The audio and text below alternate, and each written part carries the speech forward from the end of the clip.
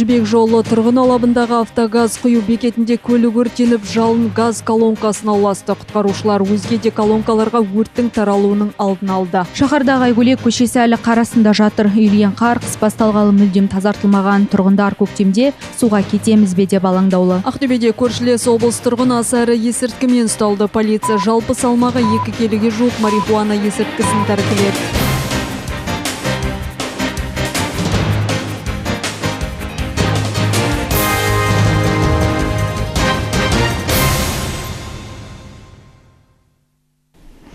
Армысыз, эфирде кешкі жаңалықтар, студияда Салтанат Оңғар. Шаһарда бүгін «Газель» маркалы автокөлік өртеніп, жалын автогаз құю бекетінің газ колонкасына өткен. Оқиға күндіз Алматы ауданы Жібек жолы тұрғын алабында болды. Облыстық төтенше жағдайлар департаментіне 2-ші дәрежелі өрт туралы хабар түскен. Оқиға орнына төтенше жағдайлар департаментінің қызметкерлері жедел түрде жұмылдырылды. Құтқару қызметтерінің жедел әрі үйлесімді әрекеттер арқасында өрттің ары қарай таралуына жол берілмеді. Өрт сөндіру жұмыстарына барлығы 46 қызметкер, 15 техника қатысты. Өрт толық сөндірілді, зардап шеккендер жоқ. Өрт сөндіру жұмыстарына 50-ге жуық қызметкер қатысты. Олар жоғары дәрежелі қауіптің алдын алды. Өрт сөндірушілер автогаз және жанармай құю бекетіндегі 6 бензин және 2 газ колонкасына жалынның таралуына жол бермеді. Қаладағы Айгөлек көшесі қараусыз қалды. Тұрғындар қар уақытында тазартылмаса, көктемде суға кетеміз деп алаңдап отыр. Жауапты мамандарды шақырғандарына біраз болған. Қар аршып, мұзды ойып кетеміз деп күнде уәдеге тойдырып келеді дейді халық. Көктайғақта жарығы жоқ көшеде жүру аса қауіпті. Толығырақ Айгерім Сәуірбайдың материалында. Шаһардағы Айгөлек көшесі әлі қар астында жатыр. Үйілген қар қыс басталғалы мүлдем тазартылмаған. Тұрғындар өз күштерімен жолдарын аршып, мұздарын ойып жүр. Көк мұзда жүру мүмкін емес. Бұл туралы біз өткен аптада хабарлаған едік. Бүгін тағы да көше тұрғындары жергілікті билікке наразылықтарын білдірді. Тек шағымдарына шағым қосылыпты. Қала ішінде тұрсақ та ен далада жалғыз қалғандаймыз дейді олар. Себебі қанша жылдан бері жолсыз жарықсыз отыр. Мектептегі балалар жарты жолдан күтіп алуға мәжбүр. Себебі көктайғақта бүлдіршіндер талай құлаған. Анау ешкім нақыватқан жоқ. Қай көше болса лақтырып кетеді ол жерге. Айтып шаршадым уже бұл көшеден. Уже бұл көшеден кеттім жүр. Осы мына көше тәртіп жоқ осы. Асфальт салынған жоқ осы. Осы көктайғақпен шаққа жүрміз осы. Тайғақтап шаққа жүрміз. Ешкім нақыватқан жоқ. Мына шалдар жүр көшеде. Бір-екі шал бар, болды. Нас ешкім нақыватқан жоқ. Айгөлек көшесінің тұрғындары жолдағы тайғақ, көшедегі жарық пен тас жолдан бөлек әр бұрышта үйілген қоқыс мәселесі де алаңдатады. Коммуналшылар қоқысты уақытында алмайды деп налиды. Қар деген шығарылмайды, там мусордың жатса, анау сосын біздің көшеде ешқандай жарық жоқ. Балдарымыз қорқады, мектепке барады, иттер толып жүреді мына жерде. Көшенің басына өту невозможно. Ана жерде ішкендер жүреді, өзіміз шығып күтіп аламыз мына жерден. Ал Алматы ауданы тұрғын үй коммуналдық шаруашылық бөлімінің мамандары мәселеден хабардар. Өткен аптада өзімізде хабарласып, тұрғындардың наразылығына құлақ асуларын ескерткен едік. Ол кезде назарға алынды деген жауаптылар бір аптадан бері бұл көшеге әлі жетпеген. Аумақтағы көшелерді тазалауды енді бастаған. Ал Айгөлекке апта соңына дейін жетіп қаламыз деп сендірді. Алайда тұрғындар бұл құр уәде дейді. Себебі жыл сайын бұл аумақтан үйілген қар күн жылына бастағанда ғана шығарылады екен. Олар қар ерісе, аула мен үйлердің суға кету қаупі жоғары дейді. Айгерім Сәуірбаева, Влад Рагушов, тәулік. Бүгін Сазды өзенінде балықтардың тұншуының алдын алу мақсатында іс-шаралар жүргізілді. Тобыл Торғай облыс аралық бассейндік балық шаруашылығы инспекциясы мамандары қыс мезгілінде балықтың жаппай қырылуына жол бермеуді көздейді. Шара барысында ойықтар бұрғыланып, қамыс баулар орнатылды. Ихтиологиялық мониторинг жүргізілді. Мамандар балық қырылуы қаупі бар учаскелерде су деңгейін өлшеді. Бүгін Тобыл Торғай облыс аралық бассейндік балық шаруашылығы инспекциясының, Ақтөбе облысы балық инспекциясының бөлімінің қызметкерлері және Ақтөбе облысы орман шаруашылығы жануарлар дүниесі мекемесі, сонымен қоса Ақтөбе облысының облыстық балықшылар және аңшылар қауымдастығының қызметкерлерімен бірігіп, бүгін Сазды өзенінің бойында балықтардың тұншығуын қарсы іс-әрекеттер жасалуда, яғни ойықтар бұрғылануда, қамыс баулар орнатылуда. Яғни бұл шараның басты мақсаты суда оттегімен қамтамасыз ету. Қыстауға қарсы шаралар Сазды өзенінің лесное бау-бақша ұжымы маңындағы учаскесінде жүргізілді. Қыс мезгілінде мұз астындағы оттегінің азаюына байланысты балықтың қырылуы орын алады. Шаралар барысында мамандар мұзды бұрғылап, қамыс шоқтарын орнату арқылы суға оттегінің түсуін қамтамасыз етті. Қамыс арқылы ауа суға жақсы өтеді. Одан бөлек су айдынының жағдайына мониторинг жасалды. Мұндай жұмыстар су айдындарында жылда жүргізіледі. Қыста балық қорын сақтауға мүмкіндік береді. Бүгін жұмыссыздар күні. Өңірде екі қолға бір күрек таппай жүргендер аз емес. Дегенмен облыстық еңбек мобильділігі орталығы оларға тиімді бағдарламалар арқылы жұмыс ұсынып келеді. Былтыр 9 мыңнан астам ақтөбелік мемлекеттік белсенді шаралармен қамтылған. Әлеуметтік жұмыс орындарына, қоғамдық жұмысқа, тұрақты жұмыс орындарына, мемлекеттік қайтарымсыз грант аясында жұмысқа тартылған. Бүгін халықаралық жұмыссыздар күні аймақта бос жұмыс орындары туралы ақпарат Еңбек.кз порталына жарияланып отырады. Облыстық еңбек мобильдігі орталығы мамандарының сөзінше, жұмыс сұрап келгендердің басым бөлігі ұсынған жұмысқа бармайды. Жалақысы аз, мамандығым келмейді деген түрлі сылтау айтады дейді. Ұсынған жұмысқа мамандығы келмесе, мамандар қысқа мерзімді курстар оқып алуға кеңес береді. Былтыр аймақта 9 мыңнан астам адам мемлекеттік белсенді шаралар арқылы жұмыспен қамтылған. Ақтөбеліктер тұрақты жұмыспен қамтамасыз етіліп, екінші мамандық ретінде курстар оқуға мүмкіндік алды. 2025 жылы Ақтөбе облысы бойынша жалпы 9121 адам мемлекеттік белсенді шаралармен қамтылды. Атап өтетін болсақ, әлеуметтік жұмыс орындарына облыс бойынша 1001 адам жолданса, жоспары 972 болды. Күміс жас жобасы бойынша 1226 адам жолданды. Жалпы бізде жоспар 1205 адам болды. Сонымен қатар электрондық еңбек биржасы онлайн оқуына 3655 адам облыс бойынша оқыды. Былтыр бастау бизнес жобасы аясында 6740 адам кәсіпкерлік негіздері меңгеріп, қысқа мерзімді кәсіптік оқыту бағдарламасы бойынша 540 адам, ал электрондық еңбек биржасының онлайн оқытуына 2220 адам жіберілген. Ал санаттар бойынша 2000-ға жуық адам тұрақты жұмысқа орналасты. Бастау бизнес жобасы аясында кәсіпкерлік негіздеріне жалпы облыс бойынша 7251 адам оқылып, жаңағыдай сертификаттарын алды. Келесі бізде қысқа мерзімді кәсіптік оқыту, бұған яғни облыс бойынша 540 адам оқытылып, жоспарымыз толықтай орындалды. Жастар тәжірибесіне облыс бойынша 2152 адам жолданды. Жоспарымыз 2146 адам болды. Алғашқы жұмыс орындарына 129 адам жолданды, ұрпақтар келісім шартына 82 адам жолданды. Орталық мамандары егде жастағы жұмыссыздарға күміс жас бағдарламасы бойынша жұмыстар ұсынады. Ал жастар диплом алған уақытына 5 жыл толмаса, жастар тәжірибесі бағдарламасы арқылы еңбекке араласа алады. Одан бөлек аймақта әлеуметтік жұмыс орындарына, қоғамдық жұмыстарға, тұрақты жұмыс орындарына, сондай-ақ мемлекеттік қайтарымсыз грант аясында жұмыссыздарды жұмыспен қамту іске асырылған. Мүгедектігі бар адамдар, жетім балалар және ата-анасының қамқорлығынсыз қалған балалар сияқты әртүрлі санаттағы азаматтар да қызметке тартылған. Биыл әлеуметтік жұмыс орындарына 650, күміс жас бойынша 850, қоғамдық жұмысқа 2000-нан астам ақтөбелікті тарту көзделген. Айгерім Сәурбаев, Владимир Гушов, тәулік. Ақтөбеде көршілес облыс тұрғыны аса ірі есірткімен ұсталды. Бұл туралы облыстық полиция департаменті хабарлады. Жедел іздестіру іс-шаралары барысында Қызылорда облысының 41 жастағы тұрғыны полиэтилен пакеттен құтылуға тырысқан. Медициналық куәландыру қорытындысына сәйкес күдікті есірткілік масаң күйде болған. Оқиға орнын қарау барысында ер адамға тиесілі рюкзактан өсімдік тектес жасыл түсті зат салынған 2 полиэтилен пакет табылып тәркіленді. Сараптама қорытындысына сәйкес жалпы салмағы 2 келіге жуық марихуана есірткісі анықталған.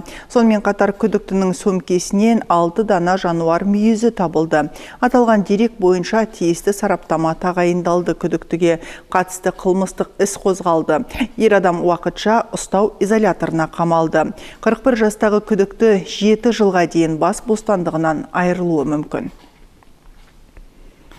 Қазақстанның мұнай және газ қорлары 40 жылға жетеді. Бұл туралы энергетика министрі Ерлан Аккенженов мәлімдеді. Көмір бойынша бізде 33,6 миллиард тонна қор бар. Біз қазір жылына 120 миллион тонна көмір өндіреміз. Сондықтан президент айтқандай, біздің қорларымыз 3 жылға жетеді. Мұндай Газ бойынша қорлар шамамен 40 жылға жетеді, деді Ақкенженов. Ел жаңалықтары алдағы топтамада. Президент Қасым-Жомарт Тоқаев Конституциялық комиссия төрағасы, Конституциялық сот төрағасы Эльвира Әзімованы қабылдады. Бұл туралы закон KZ хабарлады. Одан бөлек мемлекет басшысының қабылдауында Конституциялық комиссия төрағасының орынбасары, мемлекеттік кеңесші Ерлан Қарин және Конституциялық комиссия мүшесі президенттің құқықтық мәселелері жөніндегі көмекшісі Ержан Жиенбаев та болды. Конституциялық комиссия төрағасы жарты жыл бойы конституциялық реформаларды қоғамдық талқылау өткізілген айтты. Электронды платформаға 2000-нан аса ұсыныс пен бастама келіп түскен. Осыған дейінгі отырыстарда комиссия мүшелері Конституция преамбуласының түбегейлі жаңа редакциясын, бірқатар баптарды және бөлімдерді әзірлеп қарастырды.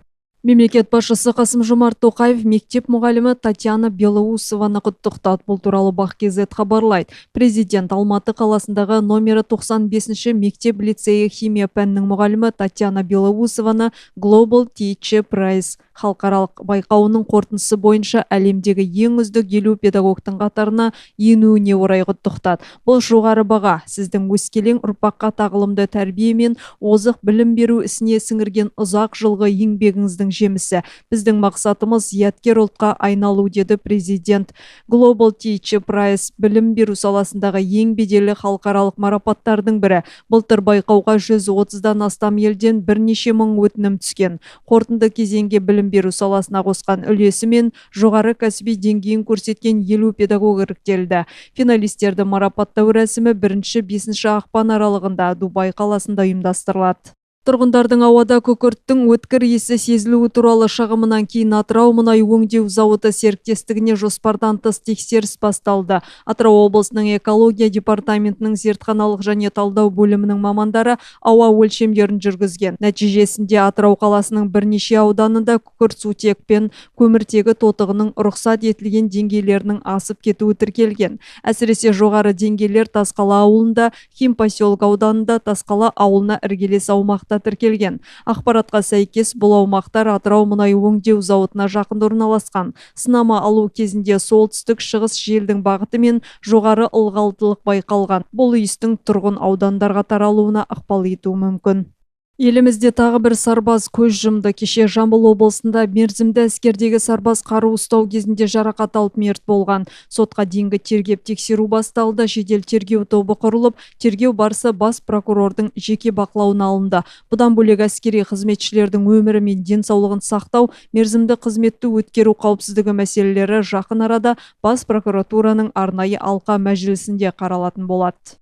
Қызылорда облысындағы мемлекеттік қорықта браконьерлер сирек кездесетін сексеуіл түрлерін заңсыз кескен. Ішкі істер министрлігінің мәліметінше, қылмыскерлерге табиғи ресурстар инспекциясының қызметкерлері қолдау көрсетіп отырған. Олар жүйелі түрде пара алып отырған. Браконьерлер сирек ағашты дайындап, оны көршілес облыстарға сатудың тұтас жүйесін ұйымдастырған. Қылмыстық топ ұсталды. Олардың қолынан қару, жарақ, көлік құралдары, ағаш кесетін құрылғылар, ақша және сексеуіл ағашы тәркіленді.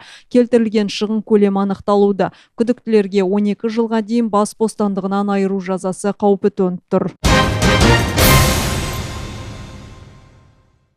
Дәл қазір арнамызда шағын жарнамалық үзілістен соң көретін ақпараттар легіне назар аударыңыздар.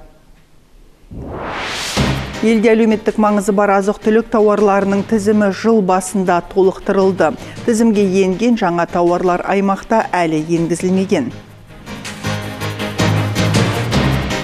Бүгін қалалықтар несие қарызын реттеудің заңды жолдары мен мүмкіндіктері туралы білді. Мамандар тұрғындарға тегін кеңес берді.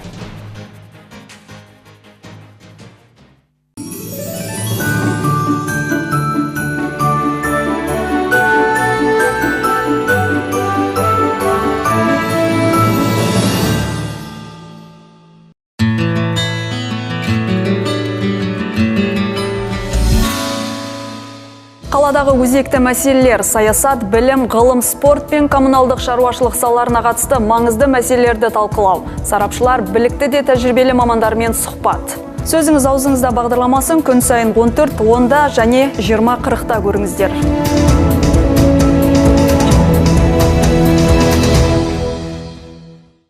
Жарнамаңыздың мүмкіндіктерін кеңейтіңіз. QR коды бар жарнама Рика ТВ арнасы мен Эврика газетіндегі баннерлерді қарау үшін сіздің сайтыңызға немесе Instagram парақшасына бір рет шерту арқылы ауысу мүмкіндігінің жаңа қызметі. Қараңыз, сканерленіз, кіріңіз. Небәрі смартфоныңызды бағыттаңыз. Рика медиа тобының жарнамалық қызметі. Шоқан Уәлиханов көшесі 35, Локомотив кино театры. Телефондары 220 250 222 300.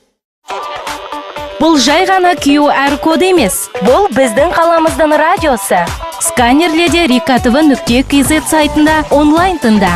Бір рет басып толқын қалес. Дәл қазір қосыл.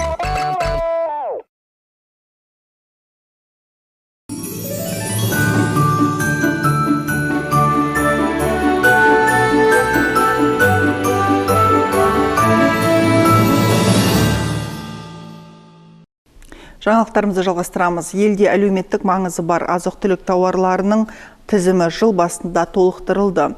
Қияр, қызанақ, жұмыртқа әлеуметтік дүкендерде арзан бағаға сатыла бастайды. Дегенмен аймақта бұл тізім әлі жаңартылмаған. Қазақстанда әлеуметтік маңызы бар азық-түлік тауарларының тізімі жыл басында 19-дан 31 атауға дейін кеңейтілді. Қияр, қызанақ, жұмыртқа, ет пен сүт өнімдері тізімге қосылған болатын. Тауарларға 15%-дан артық үстеме қосылмайды. Дегенмен, қосымша тізімдегі тауарлар өңірімізде әлі жүзеге асырылып жатқан жоқ. Шаһардағы әлеуметтік дүкендерде бұрынғы 19 тізімге енген азық-түліктер сатылып жатыр. Бізде қарапайым тауарлардан бары қырыққабат, пияз, картоп, жұмыртқа, жақында шекер қосылды. Сұйық май және күріш әкелеміз. Әзірше осы тауарлар белгіленген уақытта жеткізіп отырамыз. Тимур Бимановтың сөзінше, халық жиі тұтынатын тауарлар уақытында жеткізіледі. Сапасы жоғары, бағасы да сын көтереді дейді. Шаһардағы табыс әлеуметтік дүкендерінің біріне барып көрдік. Картоп, сәбіз, пияз құны 160 теңге шамасында. Ал сұйық майдың 1 литрі 670 теңге. Қант келісі 370, күріш құны 450 теңгеден саудаланып жатыр. Қор толық. Тұтынушылар әлеуметтік маңызы бар тауарларды арнайы дүкендерден жиі тұтынатындарды айтады.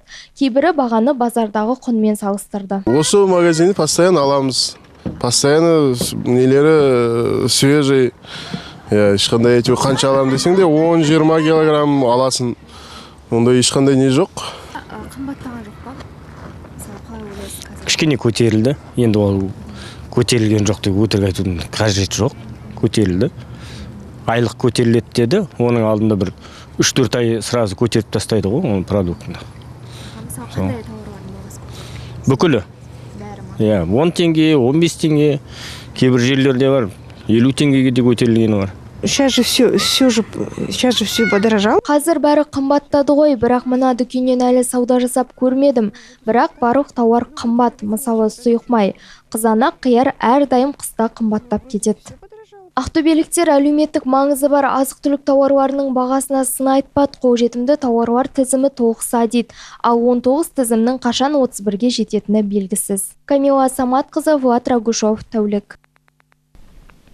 Бүгін қалада несие қарызын реттеу заңды жолдар мен мүмкіндіктер тақырыбында ашық есік күні өтті. Шара барысында қатысушылар несие жүктемесі уақытында төлемеудің салдары, қарызды қайта құрылымдау, төлемді кейінге қалдыру секілді бірнеше мәселеге қатысты кеңестер алды. Тұрғындар қаржылық құқықтық сауаттылығын арттырып, несие қарызын заңды жолмен реттеу мүмкіндіктері туралы білді.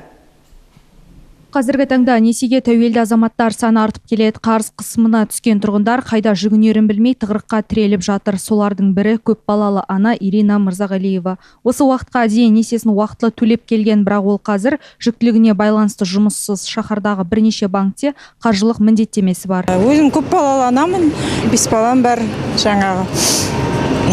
Декретке шығып жатырмын. Сол 2-3 кредиттерім бар еді. Соларды енді декретте отырғанда қалай жабамын деп, соны уайымдап, соның шешімін білуге келдім да. Шамалы кеңес алайын деп. Сол? Центр кредитте бар, қолымда бар. Өзім төлеп жатырмын. ешқандай просрочка ештеңе жоқ, уақытымен төлеп жатырмын. Бірінші несиені қыз үшін алған. Қызы аспапта ойнап шетелге жолдама алу барысында банктен қарыз алуға мәжбүр болыпты. Азаматша екінші себебін үйге тұрмыстық заттар алу кезінде несие көмегіне жүгіндік деп түсіндірді. Кезінде жаңағы енді шетелге шығу керек болды. Үлкен қызым музыкалық аспапта ойнағасын жаңағы шетелге жолдама алдық та, соған конкурсқа қатысуға сол мақсатта алдым. Екінші банктегі кредиттерім, хоум кредит, ол енді ұсақ түйекке алдым. Жұмыс істеп жүрген кезде. Бүгін осы мәселе аясында халыққа көмек көрсету мақсатында несие қарызын реттеу, заңды жолдар мен мүмкіндіктер тақырыбында ашық есік күні өтті. Тұрғындар үшін бұл өз құқығын қорғап, қаржылық мәселелерін заңды жолмен реттеуге мүмкіндік беретін маңызды іс-шара. Әр азамат жеке банк өкілдерімен сөйлесіп, несиені заңды түрде реттеу жолдары туралы ақпарат алды. Облыстық жұмыспен қамту басқармасы кездесуге 9 банк өкілдерімен тиісті органдар келгенін айтты. Осыған орай бүгін біздер мына ашық есік күнге тиісті мемлекеттік органдарды, сонымен қатар бүкіл 9 банк филиалдарын өкілдерін шақырып отырмыз. Осы жерде келген азаматтарға олар өзінің кеңестерін беріп, Қазақстан Республикасы заңнамаларын түсіндіріп, сосын жеке жағдайларын бойынша өздерінің жолдарын айтып береді.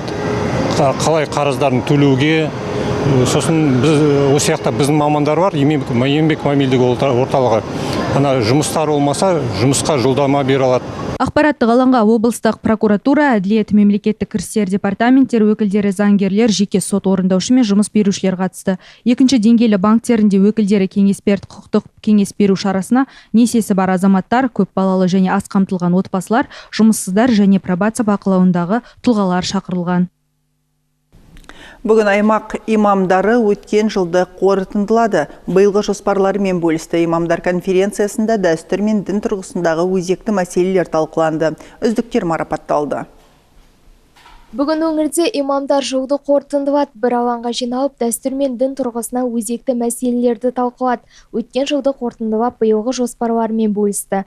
Былтыр өңірде ел үлесі пәтерге жобасы аясында 6 отбасы баспаналы болған. Азық-түлік, киім-кешекпен 5 мыңға жуық отбасы қамтылған. Осы 2026 жылы бекітілген жыл атауы ислам және адал қоғам тақырыбында болады. Қазір бізге біршама 2026-да қалай жұмыс жасау керек, не жасау керек екенін бізге тапсырма берген. Қазір имамдармен осы жөнінде біздер тапсырма болады. Негізгі бағыт дін және дәстүр теріс бағытқа байланысты және қайырымдылық, сосын оқу ағарту бөлімдеріне байланысты тапсырмалар болады. Жиынға қала және аудан имамдары қатысты. Қазір қоғамдағы даулы өзекті мәселелерді ортаға салды.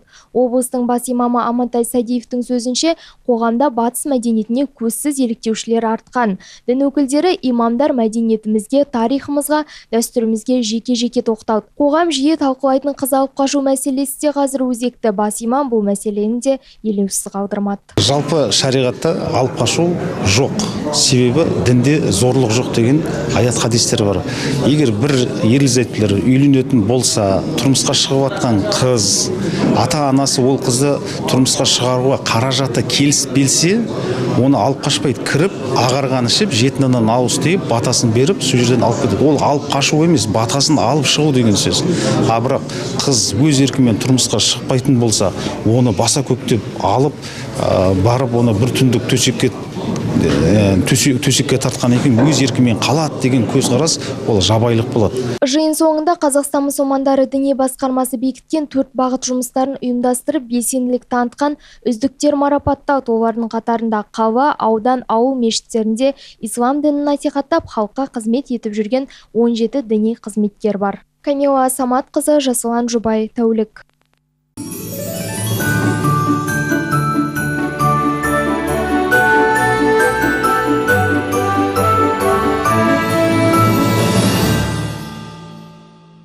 Жарнамаңыздың мүмкіндіктерін кеңейтіңіз. QR коды бар жарнама Рика ТВ арнасы мен Эврика газетіндегі баннерлерді қарау үшін сіздің сайтыңызға немесе Instagram парақшасына бір рет шерту арқылы ауысу мүмкіндігінің жаңа қызметі. Қараңыз, сканерленіз, кіріңіз. Небәрі смартфоныңызды бағыттаңыз. Рика медиа тобының жарнамалық қызметі. Шоқан Уәлиханов көшесі 35, Локомотив кино театры. Телефондары 220 250 222 300. Сіз жай ғана жарнама бергіңіз келеме? Күрделі прайссыз, артық сандар мен нұсқаулықсыз. Ақыры таңдаудан шаршадыңыз ба? Бізбен сіз жеңіл есептесе аласыз. Не бары 3 жарияланым пакеті. Үнемді, ыңғайлы, сыйымен Рика медиа тобының жарнама қызметімен ойыңызды кәсібіңіз үшін босатыңыз. Қарапайым ұсыныс, дұрыс шешім. Анықтама телефоны 220 250 222 300. Бұл жай ғана QR код емес. Бұл біздің қаламыздың радиосы. Сканерледе rikatv.kz сайтында онлайн тыңда. Бір рет басып толқынға ілес. Дәл қазір қосыл.